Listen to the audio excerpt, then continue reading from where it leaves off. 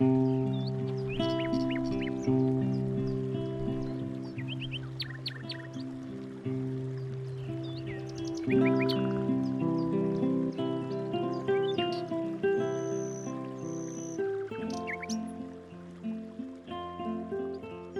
Jorge Briano, encerrado de Escarabajo Teatro, y quiero conversarles un poco acerca del Quijote de Cervantes, del Quijote de la Mancha.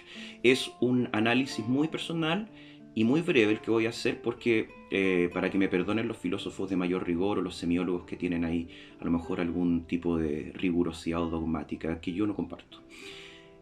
Bueno, muchas veces se ha dicho que Quijote es el maestro del disfraz, y no por nada, porque todos los personajes de Quijote de la Mancha son una cosa, dicen ser una cosa y son otra. El mismo Alonso Quijano, que le dicen Quesada, que después es el Quijote de la Mancha, después es el Caballero de la Triste Figura, que después es el Caballero de los Leones, y termina siendo Alonso Quijano el bueno.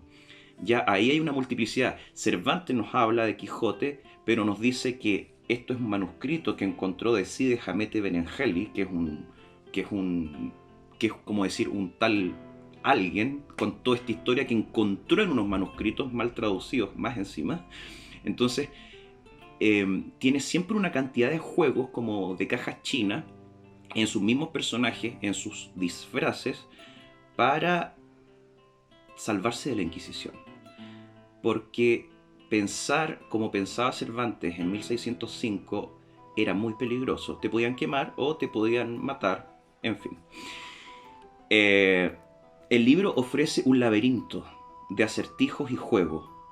Creo que la forma más aburrida de leer el Quijote es la manera literal, de creer que el molino es el molino, que las doncellas son las doncellas, sino que hay que leer Quijote siendo un poco Quijote también.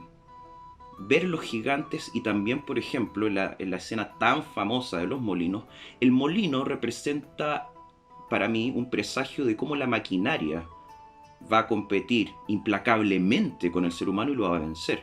Pero también es una invitación, un molino que muele harina para hacer pan, a inventar un hombre nuevo, a de alguna forma se pone a la iconografía clásica del cristianismo, el pan nuestro de cada día, como algo que hay que refundar. El Quijote, bueno, hay una filósofa, escritora que se llama Dominique Aubert, que dice que ya en el título Quijote hay un arraigo, hay una palabra aramea que dicen los judíos que es Kishot, Kishot, Kishot, que significa la verdad, pero no es la verdad estática, sino que es una verdad que evoluciona, y que eso ya significa el título. Y dice esta filósofa, que es muy divertida, que es un defensor de la cábala judía. Que claro, no podía hacerlo a viva voz porque nuevamente está la Inquisición. Ahora, ¿qué me parece a mí encantador del Quijote, sobre todo considerando los tiempos en los que estamos viviendo?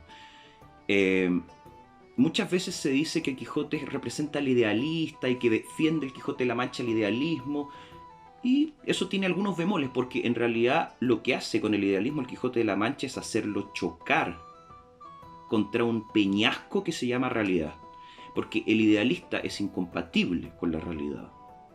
Y por esa incompatibilidad le llegan palos, qué sé yo, y queda todo molido. Y es un poco análogo a lo que pasa o lo que pasó con el estallido social. O sea, gente que ya no tiene nada que perder. Y bueno, en este caso además pone un anciano, ¿no? Sale a la calle con un ideal poético, político, y le llegan palos, les vuelan los ojos, la gente, hubo gente que desapareció también, crímenes que quedaron impunes. Y Quijote vuelve a su casa derrotado en el primer viaje que hace, y después vuelve a salir. Y esa persistencia me parece que es muy quijotesca en Chile también. Y como Chile es largo y flaco, se parece hasta el Quijote en su geografía. Me parece urgente que rescatemos ese afán quijotesco para hacer este país algo justo, algo poético. Porque además, claro, hay una manera de leer al Quijote como una persona que está loca o que va a ser como un paladín de la justicia, qué sé yo, como una visión de superhéroe. Y más bien, en mi opinión, lo amable del Quijote es que sale con un afán poético.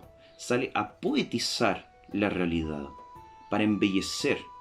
Donde falte belleza, él la va a poner, o por reinventar al ser humano, en la necesidad de que el ser humano es un invento constante de sí mismo, y Quijote, en el ocaso de su vida, decide salirse a inventar otra vez, a renacer como otros, ¿ah? Con otros.